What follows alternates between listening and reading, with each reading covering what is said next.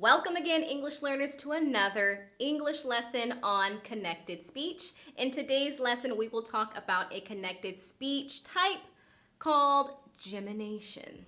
Remember, connected speech is the way words connect to one another when spoken in a specific sequence. It's what allows native English speakers to speak quickly. It's what makes it difficult for non-native English speakers to understand native English speakers. It can help you perfect your native English accent if that is your goal. But remember, and I cannot stress this enough, that these are just tendencies and not hard and fast rules. But a knowledge of connected speech will help tremendously. So, like I said, in this lesson, we will be talking about gemination. And what does this big word mean? And how does it relate to connected speech? Well, we will talk about that and also have a practice in this lesson. So if that interests you, keep watching.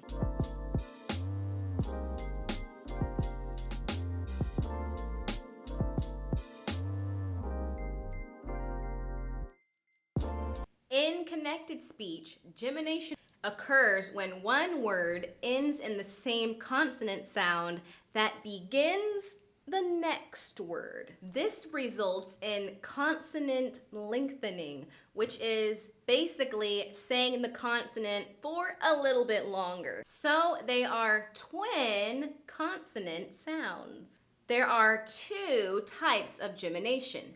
One with continuous consonant sounds and one with stop consonant sounds. But don't worry, I will explain the meaning of each of these terms. In this video, we will talk about gemination specifically with stop consonant sounds, and then with the continuous consonant sounds in another video. So in order to understand gemination with stop consonants, we must learn what those stop consonants are, right? They are the sounds p, t, k, b, d, and g.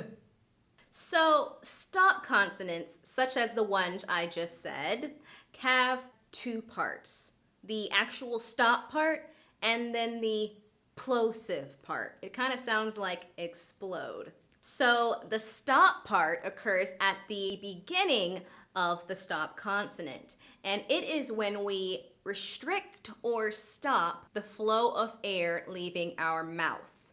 And the second part is the plosive part, and that is when we let that air out in a little burst. So watch as I say each stop consonant. P, t,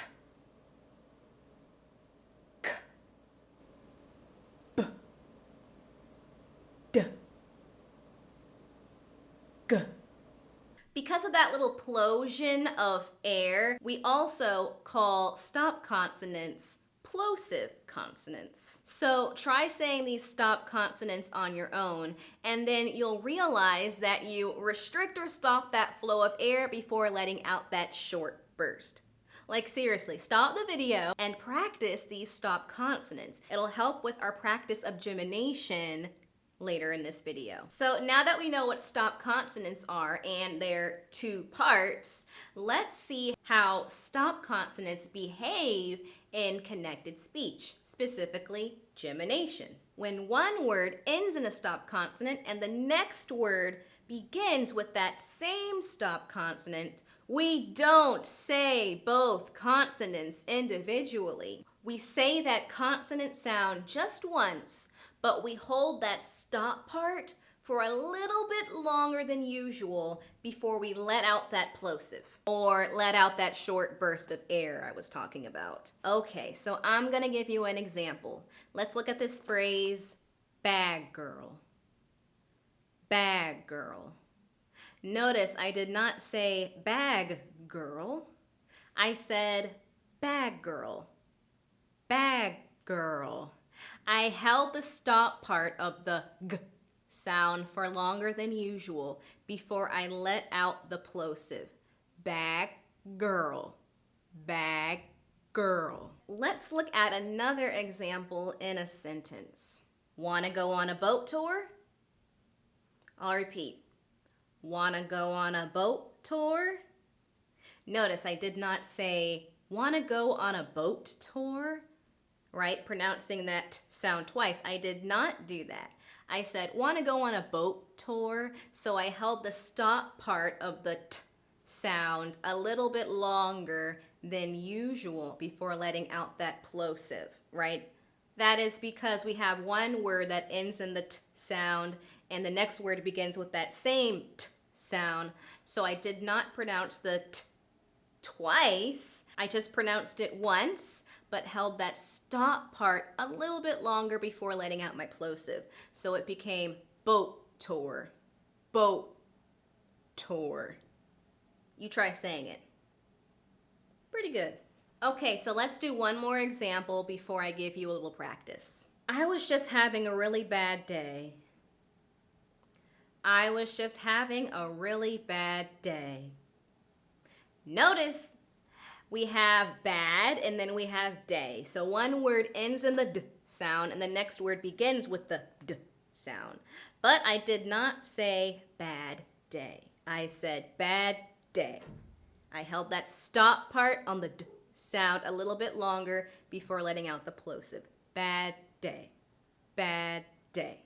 All right, so it's that time. I'm going to give you a little practice. You're going to identify where the gemination occurs, practice saying it, and then we will go over it. Pause the video.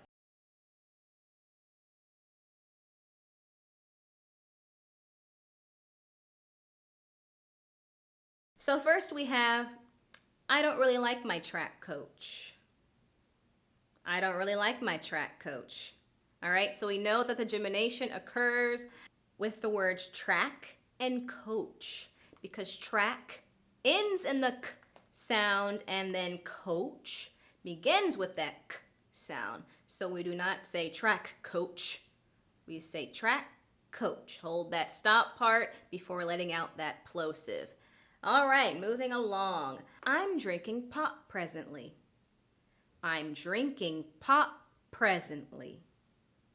All right, so we have pop and presently. Pop ends in the p sound, and the next word begins with the p sound. So we do not say pop presently. We say pop presently. Pop presently.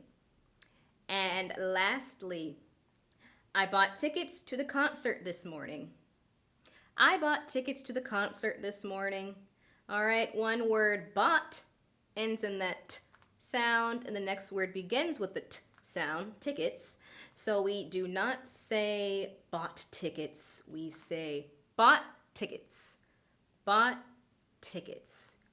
That t sound is only said once. So I hope that this lesson didn't have too many technical words for you. I try to keep those to a minimum, but I also hope that this lesson was useful. I hope that you learned something. If you think you might know someone who would find a video like this useful, do not be afraid to click the share icon below.